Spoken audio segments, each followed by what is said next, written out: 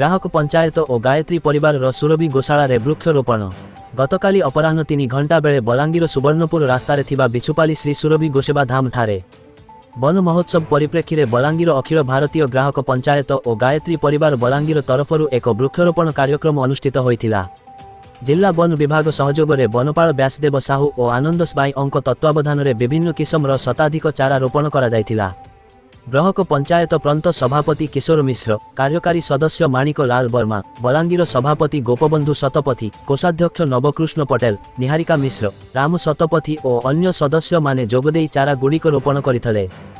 ଗାୟତ୍ରୀ ପରିବାରର ମୋକ୍ଷଦା ଶର୍ମା, ବୀଣାପାଣି ଆଚାର୍ଯ୍ୟ, କମ୍ବୁପାଣି ଆଚାର୍ଯ୍ୟ, ନଳିନୀ ତ୍ରିପାଠୀ, ସ୍ମିତା ମହାରଣା, ଭୁବନେଶ୍ୱରୀ ନାଗ ଅଙ୍କ ସମେତ ଅନ୍ୟ ଭଉଣୀମାନେ ଯୋଗ ଦେଇଥିଲେ। ଗୋଶାଳା ତତ୍ତ୍ୱାବଧାରକ ତ୍ରିଲୋଚନ ମେହେର ଓ ସହଯୋଗୀ କାର୍ଯ୍ୟକ୍ରମରେ ସହଯୋଗ କରିଥିଲେ। ବଲାଙ୍ଗୀରରୁ ମହାରାଜ ସାଏଙ୍କ ରିପୋର୍ଟ। ସଠିକ୍ ଖବର।